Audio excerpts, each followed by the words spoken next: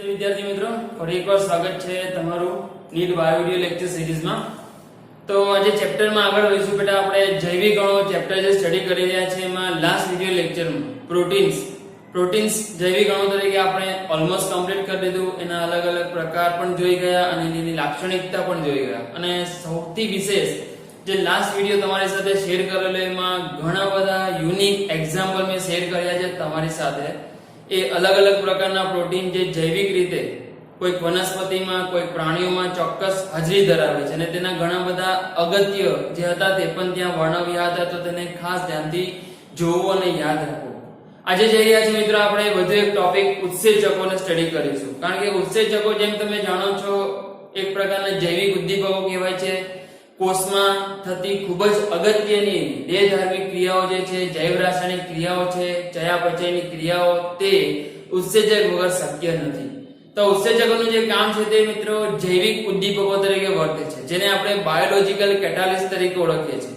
આ biological catalyst જે રીતે તમે રાસાયણિક પ્રક્રિયાઓમાં અથવા કેમિસ્ટ્રીમાં જે ઉદ્દીપકોની વાત કરો છો તેવું જ મેકેનિઝમ દર્શાવે છે। તેઓ કોઈ પણ ચોક્કસ જૈવ રાસાયણિક પ્રક્રિયાઓનો વેગ વધારે, ખૂબ જ ઝડપથી એક ચોક્કસ જે પ્રક્રિયા આવતી હોય તેમાંથી નિપજ નું નિર્માણ કરાવે છે। પણ આ જે બધી ઘટનાઓ છે તે જૈવિક માધ્યમમાં થાય છે અને આથી તેઓ જૈવિક ઉદ્દીપકો તરીકે એન્ઝાઇમ્સ ઉત્સેચકો જૈવિક ઉદ્દીપકો તરીકે ઓળખાયા, બાયોલોજિકલ કેટાલિસ્ટ તરીકે ઓળખાયા।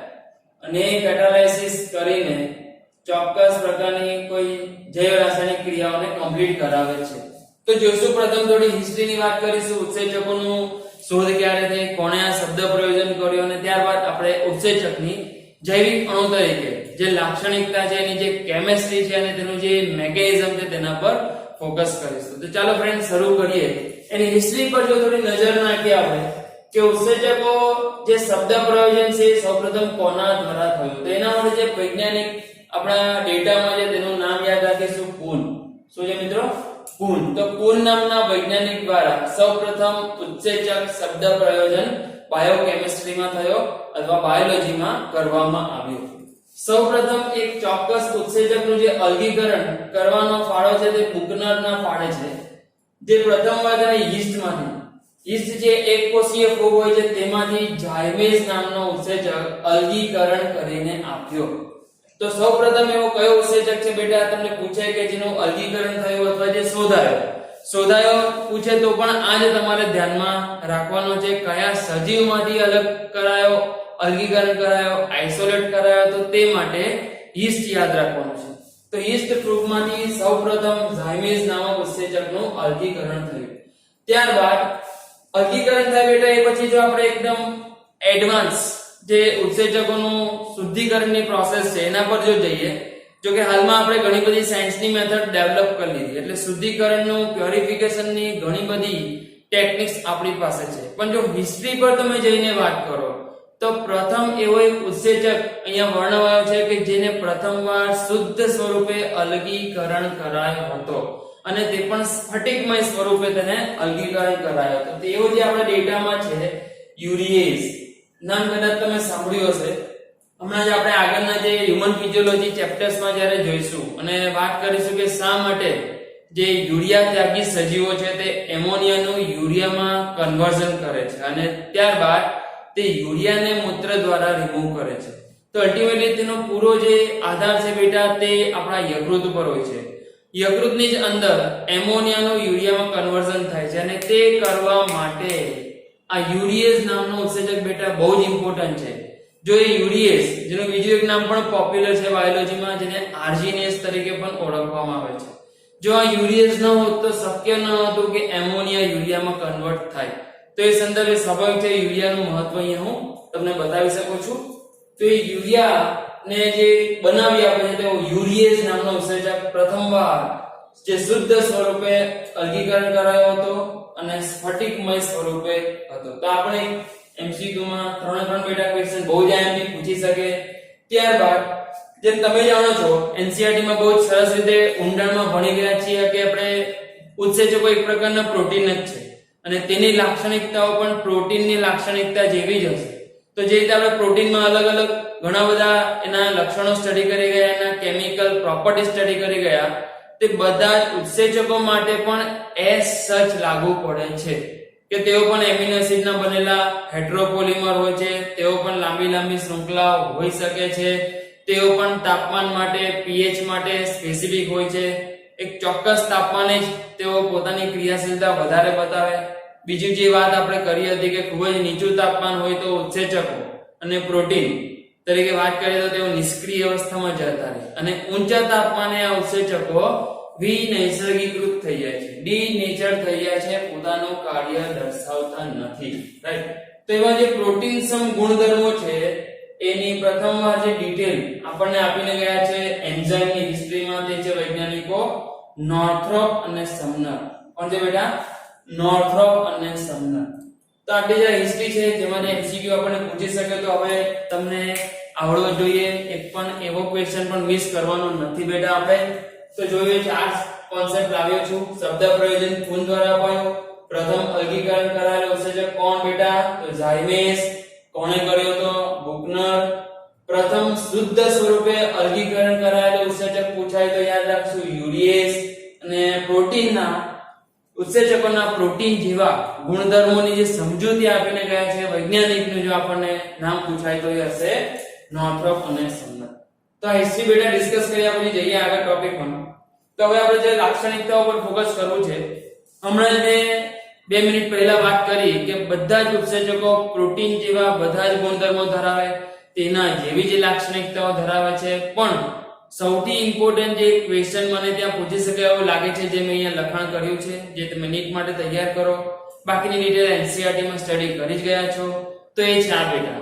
અને જ્યારે આપણે પ્રોટીનના અલગ અલગ બંધારણ જોયા હતા ત્યારે પણ આ વાતને મેં રિકોલ કરી હતી કે આ વસ્તુ નોટિસમાં લેવા જેવી છે કે જેટલા એવા ઉત્સેચક છે કે જે પ્રોટીન તરીકે વર્તે છે તે બધા બંધારણીય રીતે તૃતીય પ્રકારના જ પ્રોટીન હોય છે અથવા તેઓ તૃતીય બંધારણ ધરાવતા જ પ્રોટીન હોય છે. બહુ નોટિસ કરવા જેવી વસ્તુ છે મિત્રો, ધ્યાન આપો. તો તૃતીય પ્રકારના જ હોય અને આકારમાં એ હિસાબે બેટા ગોળાકાર હોય છે. કારણ કે જે રીતે આપણે તૃતીય બંધારણની માહિતી સ્ટડી કરી હતી કે તે પણ એક ગોળીય બંધારણ ધરાવતી લાંબી એમિનો એસિડની હેટરોપોલિમરની બનેલી શૃંખલા છે અને જે 3D હોય છે, 3 ડાયમેન્શનલ. તો આવી જ કઈ લાંબી પોલીપેપ્ટાઇડ શૃંખલાઓ આપણને સામાન્યતઃ ઉત્સેચકના બંધારણમાં જોવા મળે છે. તો યાદ રાખશું. બીજું જે તમને લોજિક ખબર જ છે કે બધા જ ઉત્સેચકો પ્રોટીન છે પણ બધા પ્રોટીન ઉત્સેચક નથી. બહુ જ આઈએમપી કોમેન્ટ છે તમારા બોર્ડના પેપર્સ માટે. અહીંયા આપણે ફોકસ કરી રહ્યા છીએ નીટ માટે. તો અહીંયા એક વસ્તુની જરા તમને એકદમ સિરિયસલી લેવાની છે કે જેટલા પણ ઉત્સેચકો કે જે પ્રોટીન તરીકે હોય તેઓ કમ્પલસરી તૃતીય બંધારણ ધરાવતા જ હોય અને આકારમાં ગોળાકાર જ હોય. અને અન્ય જે લાક્ષણિકતાઓમાં તમને વાત કરી રહ્યો હતો હમણાં કે તમામ ઉત્સેચકો pH સ્પેસિફિક હોય. ઉદાહરણ આપવાની કદાચ તમને જરૂર નથી, તમે જાણો છો બહુ સારી રીતે. તો જેટલા પણ ઉત્સેચકો છે બેટા તે જે તે જૈવિક માધ્યમમાં જ્યાં કામ કરે છે ત્યાં અમુક ચોક્કસ pH પર તેઓ પોતાની કેટાલિસિસ પાવર અથવા પોતાની ઉદ્દીપન ક્ષમતા મહત્તમ દર્શાવતા હોય.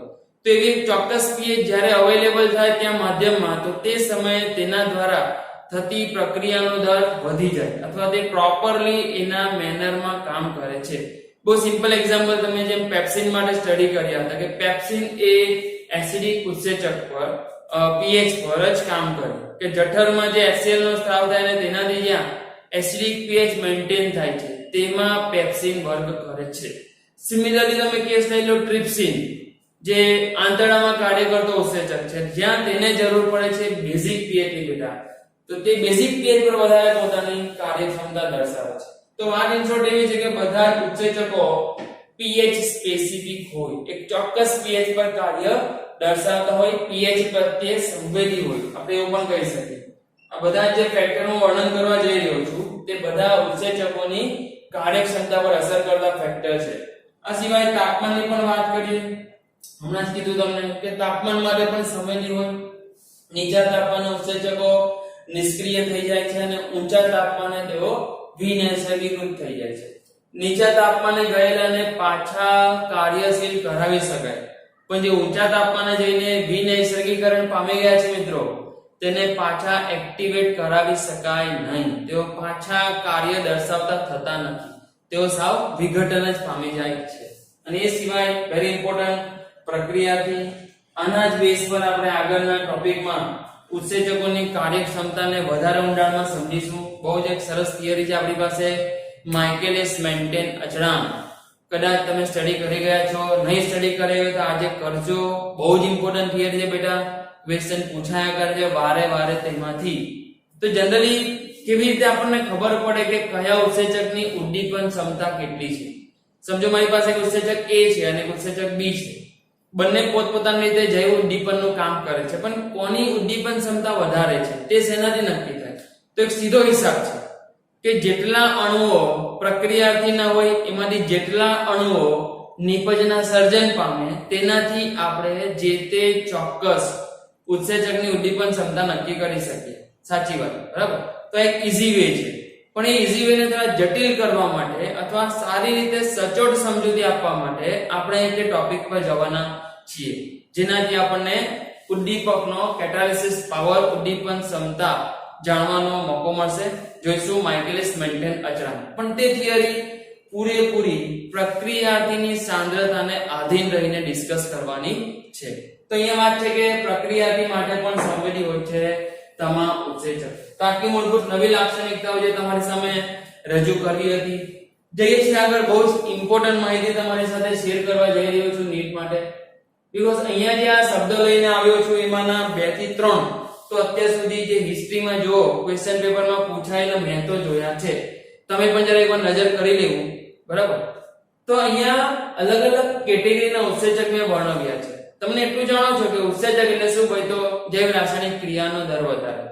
પણ તે કઈ જગ્યાએ વધારે છે, કયા લોકેશન પર વધારે છે, પોતે કયા લક્ષણો દર્શાવીને એ ચોક્કસ ઉદ્દીપન ક્ષમતા દર્શાવે છે, તો એ બધી જે એની ગુણધર્મો છે અથવા કેરેક્ટરિસ્ટિક છે, જો એને ધ્યાનમાં લઈએ તો બધા જ ઉત્સેચકોને આવી અલગ અલગ કેટેગરી અલોટ કરી શકાય.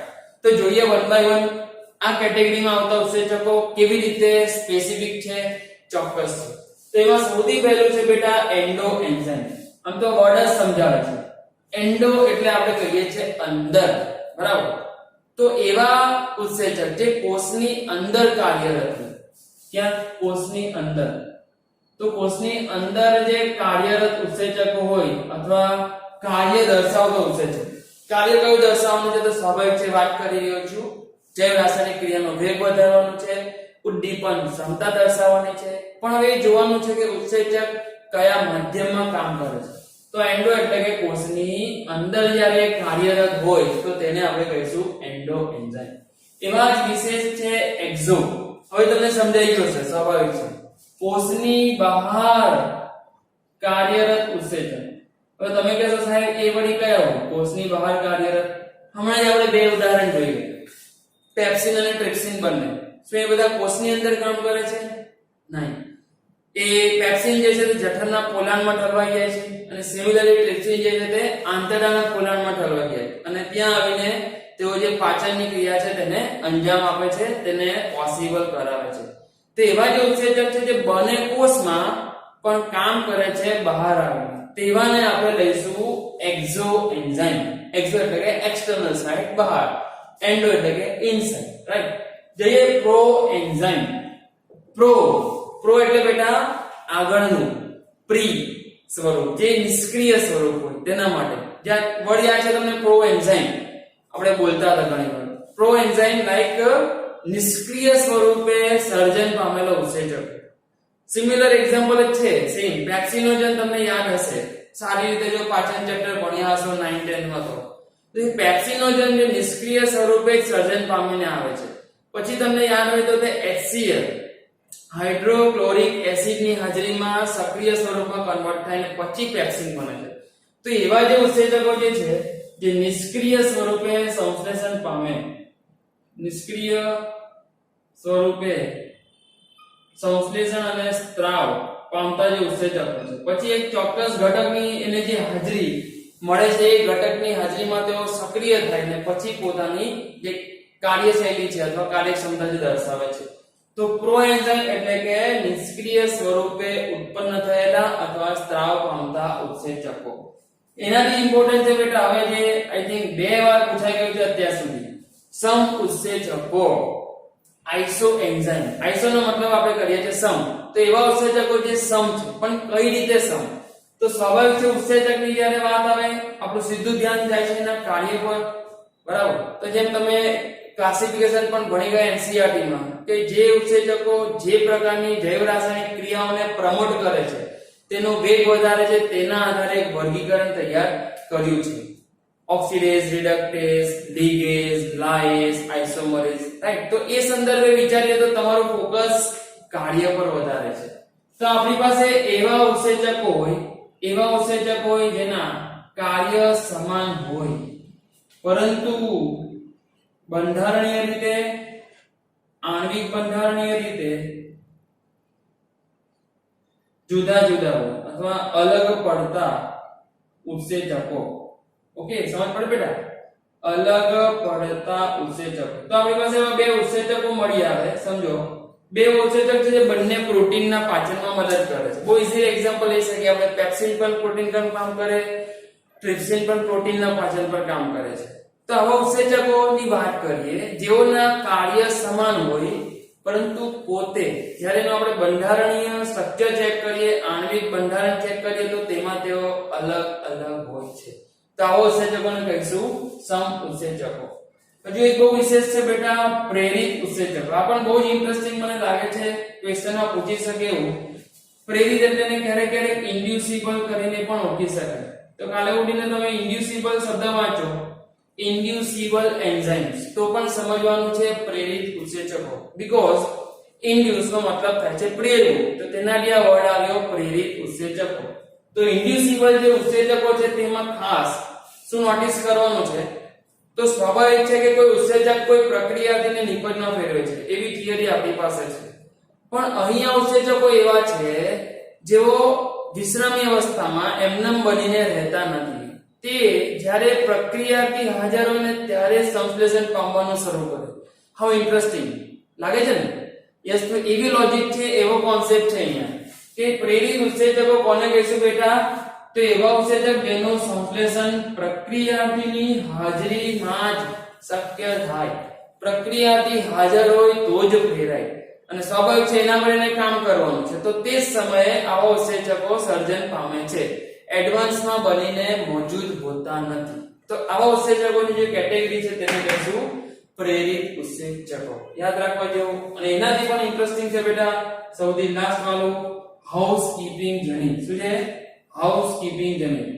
હાઉસકીપિંગ વર્ડ તમે જરાક સાંભળ્યો હશે, પોપ્યુલર છે. તમે હોટલમાં કોઈ દિવસ રોકાયા હોય તો એમાં જે આવે છે બધા હાઉસકીપિંગ વાળા, રોજ સવારે આવીને બેડશીટ ને બધું રૂમમાં હોટલના બધું સરખું કરી જાય, પ્રોપર કરી જાય, તો તેઓને કહેવાય છે હાઉસકીપિંગ. તેઓ જાળવણી કરવાનું કામ કરે. તો બસ, અને ગુજરાતીમાં આપણે એ જ નામ આપ્યું છે ગૃહ જાળવણી ઉત્સેચકો. હાઉસકીપિંગ, ગૃહ જાળવણી ઉત્સેચકો. તો એવા ઉત્સેચકોની રેન્જ છે, એવા ઉત્સેચકોની શ્રેણી છે, એવા પ્રકાર છે જે કોષ માટે બહુ આવશ્યક બની. કોષની અંદર ચોક્કસ જે જરૂરી અતિ આવશ્યક જૈવ રાસાયણિક ક્રિયાઓ છે તે આ ઉત્સેચકોની હાજરીમાં જ કમ્પ્લીટ થાય. અને બહુ જરૂરી હોવાને કારણે એની પૂરતી માત્રામાં સાંદ્રતા કોષની અંદર જળવાઈ રહેવી જરૂરી પણ છે. અને આથી આ સ્ટેટમેન્ટ પણ એડ કરાયું છે કે અચળ માત્રા ધરાવે. તો અહીંયા ફાઇનલ કરીએ આપણે કે હાઉસકીપિંગ ઉત્સેચકો કોને કહેવા? તો ગૃહ જાળવણી ઉત્સેચકો કોને કહેવા? તો કોષની અંદર થતી આવશ્યક પ્રકારની જૈવ રાસાયણિક ક્રિયાઓમાં ભાગ લેવા માટે જરૂરી અને અચળ માત્રા ધરાવતા ઉત્સેચકોને કહીશું હાઉસકીપિંગ ઉત્સેચકો. અને એ પણ કહી દો બેટા કે ઉત્સેચકો છે એ વન ટાઈપ ઓફ પ્રોટીન છે, અને પ્રોટીન છે આથી તેઓનું સંશ્લેષણ પણ કોના પર આધારિત થશે? યસ, જનીનો પર. તો કોષ કેન્દ્રમાં જે જનીનો મોજૂદ છે તેના પર આધારિત થશે. તો અહીંયા સીધું આપણે કહી શકીએ કે જેટલા ઉત્સેચકો આપણે વર્ણવી રહ્યા છે તે બધાનું જ મેઇન સંશ્લેષણ કરાવવાની માહિતી જે તે ચોક્કસ કોષનું ડીએનએ જનીન દ્રવ્ય પૂરું પાડે છે. તો એના માટે વર્ડ અહીંયા પણ આપણી પાસે પોપ્યુલર છે. હાઉસકીપિંગ ઉત્સેચકો જે જનીન દ્વારા સંશ્લેષણ નિયંત્રિત કરવામાં આવે છે તેઓને નામ પણ આ જ આપેલું છે. હાઉસકીપિંગ જનીનો તરીકે જ ઓળખવામાં આવે છે. તો અહીંયા અલગ અલગ પ્રકારના ઉત્સેચકો તેઓની ખાસ લાક્ષણિકતાઓના આધારે વર્ણન કરી ગયા બેટા. બહુ જ આઈએમપી છે, ધ્યાનથી વાંચીશું.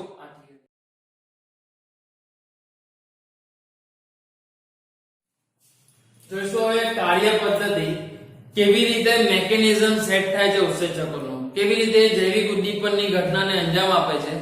તો એના માટેની જે થિયરી છે આપણે અલગ અલગ વૈજ્ઞાનિકોના કન્ટ્રીબ્યુશન તરીકે અહીંયા જોઈશું. એમાં સૌપ્રથમ બેટા જે ફાળો અપાયો તે એમિલ ફિશર નામના વૈજ્ઞાનિકનો છે, જેણે સૌપ્રથમ તાડા-કોચીનો સિદ્ધાંત લોક એન્ડ કી મેકેનિઝમ આપ્યો. આ મેકેનિઝમના આધારે એવું જાણવા માંગતા હતા કે જેટલા ઉત્સેચકો છે તે બધા જ પ્રક્રિયાથી માટે ચોક્કસ હોય, એના ચોક્કસ પ્રક્રિયાથી સાથે જ તે જોડાતા હોય. કારણ કે સ્વાભાવિક છે, જેમ એક તાળું એક જ ચાવીથી ખુલે તેવો જ સિદ્ધાંત અહીંયા આ તાડા-કોચીનો સિદ્ધાંત છે એમ કહીને દર્શાવાયો છે. તો એ તાડા-કોચીના સિદ્ધાંત લોક એન્ડ કી મેકેનિઝમ માટે યાદ રાખીએ કોણ છે? એમિલ ફિશર નામના વૈજ્ઞાનિક દ્વારા અપાયો છે. હવે અહીંયા વાત છે બેટા કે જે ઉત્સેચક હોય છે તે ઉત્સેચકની સાથે પ્રક્રિયાથી જોડાય, તો તે બંને વચ્ચે એવા કઈ ભૌતિક સંગતતા અને રાસાયણિક સંગતતાના લક્ષણો સેટ થવા પડે, એકબીજાને અનુકૂળ હોવા જોઈએ તો જ જોડાય. સ્વાભાવિક છે, કારણ કે દરેક ઉત્સેચક એક ચોક્કસ પ્રક્રિયાથી સાથે જ જોડાય છે. તો એ જોડાવા માટે બંને વચ્ચે કંઈક એવા ચોક્કસ રાસાયણિક સંગતતા હોય જેનાથી એ બંને વચ્ચે કોઈ પ્રકારના બોન્ડિંગ થાય, જેનાથી એ લોકો મજબૂતપણે જોડાય. અને એકવાર જે જોડાશે તો પછી જ આગળ આપણે જૈવિક ઉદ્દીપનના ઘટના થવાનું, કાર્ય થવાનું વિચારી શકીએ. એટલે સૌપ્રથમ તો બહુ જ અગત્યની આ વસ્તુ જે એમિલ ફિશર આપીને ગયા, ભાઈ તાડા અને કુચીનો સિદ્ધાંત લાગુ પડે છે જ્યારે એક ચોક્કસ ઉત્સેચક એક ચોક્કસ પ્રક્રિયાથી સાથે જોડાતું હોય. સમજો આપણે આ રીતે લઈ લઈએ કે આ રીતે આપણો ઉત્સેચક છે, તો પ્રક્રિયાની ડિઝાઇન સામે લગભગ આવી હોવી જોઈએ, રાઈટ? તો આ બંને વચ્ચે ભૌતિક સંગતતા અને રાસાયણિક સંગતતા હોય જેનાથી બંને એકબીજામાં બંધ બેસતા સેટ થાય, જોડાય તો જ ઘટના આગળ વધે. અને આ રીતે એક્ઝેક્ટલી લોકો વચ્ચે જે જોડાણ થવાનું વલણ છે એનાથી આ થિયરીને બીજું એક સરસ નામ પણ અપાયું છે, ટેમ્પલેટ થિયરી તરીકે પણ ઓળખવામાં આવે છે બેટા. શું કહેવાય? Template theory, right? જઈએ આગળ. જે વધારે આદર્શ ટેકનિક છે એની કાર્ય પદ્ધતિ સમજવા માટે, જો કે આ પણ છે પણ એ પ્રથમ અપાયેલો સિદ્ધાંત છે જે ફોકસ ખાલી એના પર કરે છે કે ભાઈ તાળા અને કૂચી નો જે સિદ્ધાંત છે એના બેઝ પર ઉત્સેચક અને પ્રક્રિયાનું જોડાણ થાય. હવે જોડાણ સમજવું પણ અગત્યનું હતું, પણ જોડાણ થયા પછી કેવી રીતે તે પ્રક્રિયાને નિપજમાં ફેરવે છે, ત્યાં એવી કઈ ઘટના તે વળી થાય છે આણ્વિક સ્તરે, ઉર્જા સ્તરે, તે સમજૂતી આપવી જરૂરી હતી. તો એની સમજૂતી હવે આપણે લેવા જઈ રહ્યા છે અને તે જે સિદ્ધાંત છે એને કહેવાય છે ઉત્સેચક પ્રક્રિયા સંકુલવાદ. ઉત્સેચક પ્રક્રિયા સંકુલવાદ બહુ સરસ રીતે તમે એનસીઈઆરટી માં પણ ભણી ગયા છો, બહુ ઊંડાણમાં નહીં જાઓ. ત્યાં મારા હિસાબે મારો જે અનુભવ છે બેટા, એક ક્વેશ્ચન જે વારે વારે જે થિયરીમાંથી પૂછાય છે, તમે નોટિસ કર્યો હશે જે બુકમાં એક ગ્રાફનો ક્વેશ્ચન તરીકે જે વર્ણન કરીને આપેલું છે કે સમજો અહીંયાથી કોઈ ઉત્સેચક નું જે કાર્ય થાય છે તે પ્રોડક્ટમાં ફેરવાય, પછી એ જ ગ્રાફને જરા આ રીતે બતાવેલો છે, રાઈટ? તો બંને જગ્યાએ જે તમે સબસ્ટ્રેટ છે, સબસ્ટ્રેટ થી પ્રોડક્ટ સુધીનો જે રેશિયો છે, અહીંયા તમે જુઓ છો તો જ્યારે નીચેનો જે દર હતો વહન દર તમે જોઈ રહ્યા છો એની ઝડપ વધી, ઝડપ વધવાને કારણે શું થયું? એક્ટિવેશન એનર્જી લેવલ નીચું આવે છે. તો અહીંયા જે એનર્જી લેવલ જે તમે છે, ખાસ કરીને એને આપણે એનર્જી એક્ટિવેશન લેવલ કહીએ, સક્રિય ઉર્જા સ્તર. તો તમને પૂછે બેટા કે કેવી રીતે આ થયું? તો આ જે ઘટના છે તેમાં ઉત્સેચકની હાજરી છે, તો જનરલી અહીંયા A અને B એવું દર્શાવી દેવામાં આવે છે અને તમને ઓળખવામાં પૂછવામાં આવે કે ભાઈ આ શું છે ને આ શું છે તે દર્શાવો. તો અહીંયા જે છે તે વિધાઉટ એન્ઝાઇમ છે અથવા તો ઉત્સેચક વગર. કારણ કે ઉત્સેચક નહીં હતો ત્યારે પણ એ જૈવ રાસાયણિક ક્રિયા તો થતી હતી, પણ ઉત્સેચકની મોજૂદગી મેઇન શું કરે છે? તો એ જૈવ રાસાયણિક ક્રિયાનો દર વધારે છે, એનો વેગ વધારે. જેટલો વેગ વધશે તેટલી ફટાફટ અથવા વધુ માત્રામાં નિપજ બનશે, સ્વાભાવિક છે. તો એ હિસાબે અહીંયા ઉત્સેચકની જે કાર્યશૈલી છે, કાર્યક્ષમતા છે તે સમજાવવા પ્રયાસ થયો છે. તો અહીં તમે જોઈ શકો છો જે ઉપરનો ડોટેડ લાઈન વાળો ગ્રાફ છે, જેમાં આપણે સબસ્ટ્રેટ થી પ્રોડક્ટ સુધી પહોંચ્યા. સબસ્ટ્રેટ એટલે કે પ્રક્રિયાથી, આઈ થિંક તમે જાણો છો, અને આ જે છે પ્રોડક્ટ મતલબ કે નિપજ. તો એ બનાવવાની પ્રોસેસ થઈ તો ખરી, પણ એમાં એક્ટિવેશન એનર્જી લેવલ અહીંયા જે હતું તે હાઈ હતું, અને કહે છે આપણે સક્રિય ઉર્જા સ્તર. એટલે મેઈન તમારે જે મુદ્દો પકડવાનો છે એ બસ આ જ, એક્ટિવેશન એનર્જીના લેવલમાં સક્રિય ઉર્જાના સ્તરમાં ચેન્જ આવો, અને ચેન્જ કેવો તો એમાં ઘટાડો આવો. યસ, ક્યારે વધારો નહીં બેટા વિચારતા, વધારો લખીને કન્ફ્યુઝ નહીં થતા, ઘટાડો આવે છે. સક્રિય ઉર્જા સ્તરનું પ્રમાણ અથવા લેવલ નીચું આવે છે, અને એ નીચું આવે છે જેનાથી આ ઉત્સેચક પ્રક્રિયા જે થાય છે પ્રક્રિયાની સાથે ઈઝીલી કામ કરે છે, અને તેનાથી ફટાફટ તમારી નિપજ બની જાય છે. તો જેમ તમે બુકમાં ભણી ગયા છો ને એને આ રીતે બતાવવા ટ્રાય કરી કે બધા ઉત્સેચક અને પ્રક્રિયા જોડાઈ જશે તાળાકોચીના સિદ્ધાંત દ્વારા, જેનાથી આ બંને એક સંકુલ બનાવે, જેને આપણે કીધું છે આજ ઉત્સેચક પ્રક્રિયાથી સંકુલ ESC. જેવો ESC બને બેટા ત્યાં જે ચેન્જ આવે છે આ ઉર્જા સ્તરમાં, સક્રિય ઉર્જા સ્તરમાં ઘટાડો આવે, અને ઘટાડો આવે છે જે આગળ સબસ્ટ્રેટને ફેરવે છે પ્રોડક્ટમાં, જે બની જશે હવે EPC, જેને આપણે કહી શકીએ ઉત્સેચક નિપજ સંકુલ. પહેલા હતું ઉત્સેચક પ્રક્રિયાથી સંકુલ, પણ હવે પ્રક્રિયાથી નિપજમાં ફેરવાઈ ગયો, આથી કહી શકીએ EPC સર્જન પામે છે, અને EPC છે તે ઉત્સેચક પ્રક્રિયાથી સંકુલ. અને આ જે છે તે સીધું હવે પ્રોડક્ટમાં કન્વર્ટ થઈ જાય છે, અને ઉત્સેચક જે છે તે છૂટો પડી જાય. આમ થતા એ ચોક્કસ જૈવ રાસાયણિક ક્રિયા કમ્પ્લીટ થાય છે, ઊંચા દરથી કમ્પ્લીટ થાય છે, અને વિપુલ માત્રામાં સબસ્ટ્રેટનું પ્રોડક્ટમાં કન્વર્ઝન થયા કરે છે. એટલે મેઈન અહીંયા મેકેનિઝમ ઉત્સેચકની હાજરીથી જે નોંધાયું છે તે શું તો સક્રિય ઉર્જાના સ્તરમાં ઘટાડો નોંધાવો, અને એ ઘટાડો નોંધાશે તો જ એ જૈવ ઉદ્દીપનની ઘટના તમે જોઈ શકશો, પ્રક્રિયાનો વેગ વધેલો જોઈ શકશો. અને આથી એને ધ્યાનમાં લઈને આ જે થિયરી છે, આ જે સિદ્ધાંત છે તેને ઉત્સેચક પ્રક્રિયાથી સંકુલવાદ, ઉત્સેચક પ્રક્રિયાથી સંકુલવાદ ESC થિયરી તરીકે પણ ઓળખીશું, એન્ઝાઇમ સબસ્ટ્રેટ કોમ્પ્લેક્સ થિયરી. તો અહીંયા એક્ટિવેશન એનર્જીનો બેટા જે ચેન્જ છે તે બહુ જ ઇમ્પોર્ટન્ટ ક્વેશ્ચન હોઈ શકે આપણા માટે, યાદ રાખશું. જોઈશું આગળ. હવે ઉત્સેચકીય પ્રક્રિયાને અસર કરતા પરિબળ. તો ચલો વન બાય વન જોઈએ. આગળના બે ત્રણ જે આપણે ઓલરેડી થોડા ડિસ્કસ કર્યા છે. સૌથી પહેલા pH લીધું હતું. pH કેમ બેટા, તો એક ચોક્કસ ઓપ્ટિમમ pH દરેક ઉત્સેચકને જોઈએ છે. એ ચોક્કસ એની જે ડિઝાયરેબલ pH છે, જેને ઇષ્ટતમ pH પણ કહી શકીએ, જ્યારે તે ઉપલબ્ધ થાય ત્યારે જ એક ચોક્કસ ઉત્સેચક પોતાનું કાર્ય દર્શાવવાનું શરૂ કરે છે. તો pH એ હિસાબે એવું છે ઇમ્પોર્ટન્ટ ફેક્ટર રહેશે. તાપમાન પણ જો આપણે જાણીએ છીએ એનો બહુ સરસ એક ચાર્ટ સ્વરૂપે તમે સ્ટડી કરી ગયેલા કે જેટલું તાપમાન નીચું હોય એટલે ઉત્સેચક નિષ્ક્રિય થઈ જાય. નિષ્ક્રિય થાય ત્યારે પણ સ્વાભાવિક છે તે ઉદ્દીપન ક્ષમતા નથી બતાવે. એટલે આ તમે જોશો ઉત્સેચકીય ક્રિયામાં ઘટાડો નોંધાય છે, ઉત્સેચકીય પ્રક્રિયામાં ઘટાડો નોંધાય છે. સિમિલરલી જ્યારે તાપમાન વધી જાય તો ઉત્સેચક વિનિષેધીકૃત થઈ જાય, તો એ સમયે તો સાવ તે વિઘટન જ પામી જાય છે, અને આથી ત્યારે પણ ઉત્સેચકીય પ્રક્રિયાના દરમાં ઘટાડો નોંધાશે. ત્રીજું અને ચોથું પેટ થોડું ઇન્ટરેસ્ટિંગ છે. પ્રક્રિયાર્થની સાંદ્રતા અથવા બોલીએ પ્રક્રિયકની સાંદ્રતા જેને આપણે કહીએ છીએ S, અને ઉત્સેચકની સાંદ્રતા જેને કહીએ E. હવે સ્વાભાવિક છે આ બંને જ એકબીજા સાથે જોડાવાના છે, તો બંનેના સરખા પ્રમાણની હાજરી હોવી અનુસરે જરૂરી છે. લાઈક હવે વાત કરીએ આપણે જો પ્રક્રિયકની સાંદ્રતાને લઈએ, તો પ્રક્રિયાની સાંદ્રતામાં શરૂઆતમાં જો તમે વધારો કરશો તો તમે એવું નોંધી શકશો કે ઉત્સેચકીય પ્રક્રિયાના દરમાં વધારો થઈ રહ્યો છે. પણ હવે આ જેટલા પ્રક્રિયાથી નાખ્યા છે તે બધા અંદર રહેલા ઉત્સેચકો સાથે જોડાઈ ગયા છે, પોતપોતાના સક્રિય સ્થાન હોય તો એ જોડાઈ ગયા છે. હવે જ્યાં સુધી આ સક્રિય સ્થાન ખાલી ન થાય, જ્યાં સુધી ઉત્સેચકો આનાથી જે સંતૃપ્ત થયેલા છે તેનાથી અસંતૃપ્ત ન થઈ જાય, ત્યાં સુધી નવા પ્રક્રિયાથી તે ઉત્સેચકો સાથે જોડાઈ શકશે નહીં. મતલબ સમજી લો કે આપણી પાસે એક લિમિટેડ માત્રામાં ઉત્સેચક હોય અને એટલી જ લિમિટેડ માત્રામાં પ્રક્રિયાથી એડ કરવામાં આવે તો ત્યાં સુધી તમે નોંધી શકશો કે ઉત્સેચકીય પ્રક્રિયાના દરમાં વધારો થઈ રહ્યો છે. પણ જેવા આગળ ઉમેરેલા ઉત્સેચકો ની સાથે પ્રક્રિયાથી જે હતા ઉમેરેલા તે બધાની સંતૃપ્ત સ્થાન પર જોડાઈ ગયા હોય અને નવા પ્રક્રિયાથી જો પછી ઉમેર્યા કરવામાં આવે તો તમે જોઈ શકશો કે ઉત્સેચકીય પ્રક્રિયાના દરમાં વધારો નહીં નોંધાય, બીકોઝ જેટલા ઉત્સેચકના ફ્રી સ્થાન હતા તે બધા જ ફ્રી સ્થાન ઓલરેડી સંતૃપ્ત થઈ ગયા છે.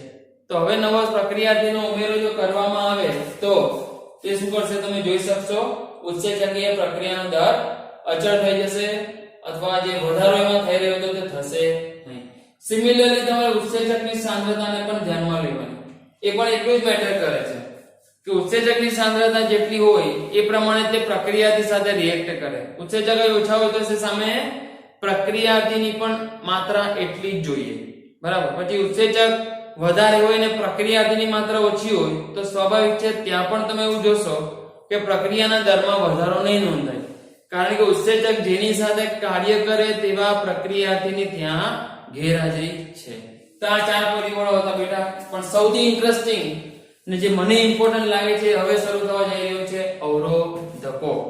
તો ઘણા બધા એવા અવરોધકો હોય છે જે જૈવ રાસાયણિક પ્રક્રિયાઓ જ્યાં થઈ રહી હોય તેવા કોષના માધ્યમમાં સંશ્લેષણ પામે છે અને સંશ્લેષણ પામ્યા બાદ અન્ય જે ઉત્સેચકો છે તેની પ્રક્રિયામાં અવરોધનો ઉભો કરે.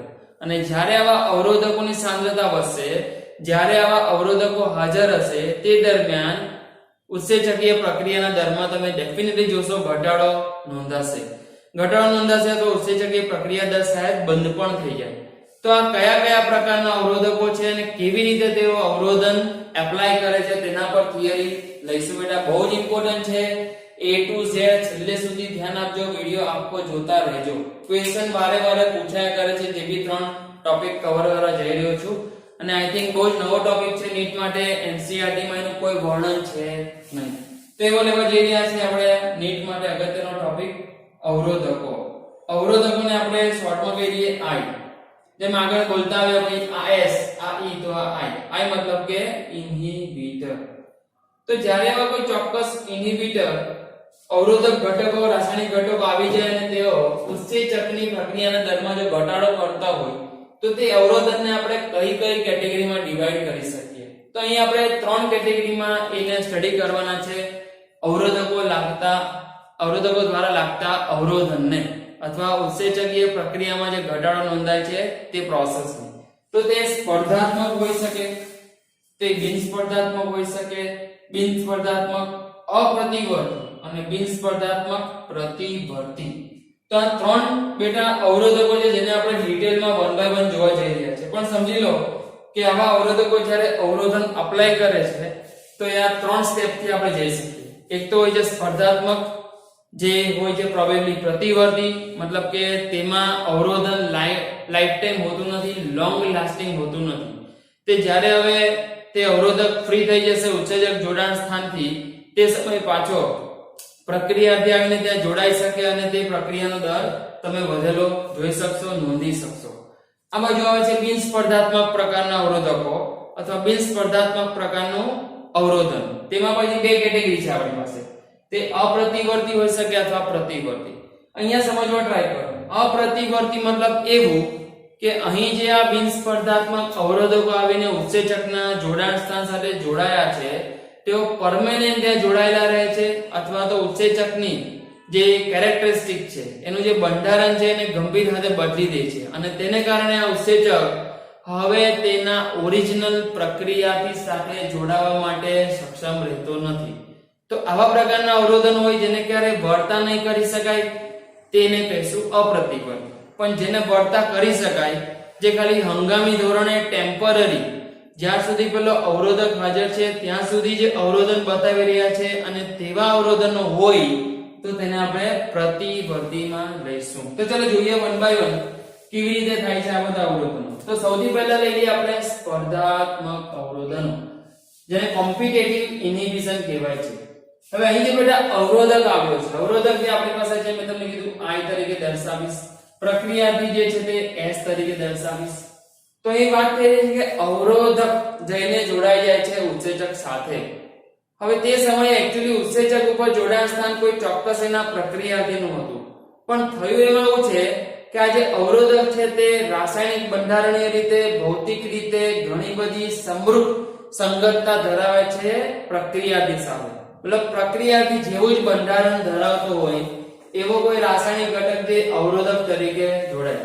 સમજી લો કે આપણે એક્ઝામ્પલ લઈ લઈએ, આ પ્રકારનું આપણી પાસે ઉત્સેચક છે, એ ઉત્સેચક સાથે એનો જે પ્રક્રિયાથી જોડાવા આવતો હતો જે આ પ્રકારનો, સમજો એનો સબસ્ટ્રેટ છે, સબસ્ટ્રેટ મતલબ કે પ્રક્રિયાથી જે અહીં જઈને જોડાતો હતો, પ્રક્રિયાનો દર એની રીતે વધતો હતો. હવે થશે એવું, જે અવરોધક આવે છે, અવરોધક જુઓ એની પાસે એક્સ્ટ્રા શું છે, મતલબ આની ઘણી બધી બંધારણીય રચના લગભગ S ને મળતી આવે છે, સબસ્ટ્રેટ જેવી જ છે, ખાલી આ જે બે પાછળની ટેલ જેવા મેં પાર્ટ બતાવ્યા છે તે થોડા ડિફરન્ટ છે. પણ હવે જુઓ અહીંયા ઉત્સેચકને આગળ જ્યારે જોડાવાનું છે ત્યારે તો એ આ પોર્શન થી જોડાવાનું, અને આ પોર્શન એક્ઝેક્ટલી આના જેવો છે, તો તાળાકુચીનો સિદ્ધાંત એપ્લાય થાય. તો ઉત્સેચકને તો દેખાતું જ નથી કે પાછળ આ ભાઈની પાસે બે આવી ટેલ જેવી રચના છે, એટલે એ ભાઈ થઈ ગયો કન્ફ્યુઝ, અને એ ભૂલમાં આ ઇન્હિબિટર ને પોતાનો સબસ્ટ્રેટ, પોતાનો પ્રક્રિયાથી સાથે જેવો સમજીને તે સાથે જોડાઈ ગયો. તો જ્યારે આ અહીંયા જોડાઈ જશે ત્યારે તમે જોશો કે અવરોધક જોડાઈ ગયો ઉત્સેચક સાથે, અને જ્યારે આ ઘટના થશે તો પ્રક્રિયાનો દર અવરોધ હશે, રાઈટ. તો અહીં જે મેઇન ટોપિક તમારે લેવાનો છે કે અવરોધકની જે રચના છે, બંધારણીય રચના, તે પ્રક્રિયાથી જેવા જ હોય છે, અને આથી ઉત્સેચકના સક્રિય જોડાણ સ્થાનો પર પ્રક્રિયાથી જગ્યાએ જોડાઈ જાય છે અવરોધક, અને તે જોડાય ત્યારે તમે જોશો પ્રક્રિયાનો દર ધીમો આવશે. ઇન્ટરેસ્ટિંગ છે આપણી માટે એક્ઝામ્પલ, મેલોનેટ નામનો રાસાયણિક જે ઘટક છે કોષની અંદર, જે સક્સિનિક ડિહાઇડ્રોજિનેઝ નું અવરોધન કરે છે. હવે અહીંયા આપણે વેક્ટર ઉદાહરણમાં યાદ રાખી દઈએ છીએ, તમને થોડી માહિતી હમણાં આપી દઉં છું. એકચ્યુઅલી આને આપણે આગળના ચેપ્ટર્સમાં ભણવાના હતા. સક્સિનિક ડિહાઇડ્રોજિનેઝ બેટા બહુ જ એક અગત્યનો ઉત્સેચક તરીકે ભૂમિકા આપે છે પોતાની ક્રેબ્સ ચક્રમાં. ક્રેબ્સ ચક્ર વર્ડ તમે સાંભળ્યો છો. તો જ્યારે આપણું કોષીય શ્વસન થતું હોય 3 સ્ટેપમાં થાય છે. પહેલું હતું ગ્લાયકોલિસિસ, એના માટે બી એક પણ અહીંયા વાતો મારી કરવાની છે, તો જરા ચલો રિકોલ કરાવી દઉં તમને ઉપરથી. ગ્લાયકોલિસિસ થાય, ત્યારબાદ ક્રેબ્સ ચક્ર થાય, અને છેલ્લે થાય છે ઓક્સિડેટિવ ફોસ્ફોરીકરણ. તો આ 3 સ્ટેપમાં ઘણા બધા બેટા ઉત્સેચકોનો ફાળો છે, અને આ બધા ઉત્સેચકોને ગમે ત્યાં ગમે તે લેવલે કોઈ પણ એવા ચોક્કસ અવરોધકો આવીને તેને અવરોધનમાં લઈ જતા હોય છે. જ્યારે તે અવરોધનમાં જશે ત્યારે ટાઈમ બી હંગામી રીતે તે ઉત્સેચકો કાર્યરત રહેશે નહીં, કાર્ય કરતા બંધ થઈ જશે. તો એવા એક કેસ અહીંયા આપણે લઈને આવ્યા છે, સક્સિનિક ડિહાઇડ્રોજિનેઝ. એ સક્સિનિક ડિહાઇડ્રોજિનેઝ નો જે રોલ તમને કહી રહ્યો છું, ક્રેબ્સ સાયકલમાં હોય છે. અને ક્રેબ્સ સાયકલમાં અમારા જેટલા ઉત્સેચકો છે બેટા, એમાંનો કોઈ પણ જો એક મિસિંગ થાય અથવા કોઈ પણ એક અવરોધનમાં જતો રહે તો સ્વાભાવિક છે કોષીય શ્વસનના દર પર થોડી ના થોડી તો રોક લાગે અથવા અવરોધ ઊભો થાય. તો એક્ચ્યુઅલી આ ડિઝાયરેબલ ઘટના નથી, પણ આ થતા તો થઈ જ જાય છે કે આવા જે મેલોનેટ ઘટકો બને છે તે સક્સિનિક ડિહાઇડ્રોજિનેઝ નું અવરોધન કરે છે. બીકોઝ આ જે મેલોનેટ છે તે ઇન્હિબિટર છે. ખરેખર જોડાવાનું હતું શું? તો સક્સિનેટ. સક્સિનેટ એ સક્સિનિક ડિહાઇડ્રોજિનેઝ નો ઓરિજિનલ પ્રક્રિયાથી છે, પણ મેલોનેટ નું બંધારણ એક્ઝેક્ટલી સક્સિનેટ જેવું છે, અને આથી મેલોનેટ અવરોધક તરીકે આવે છે ને અહીંયા જોડાઈ જઈને પ્રક્રિયાને અવરોધે છે.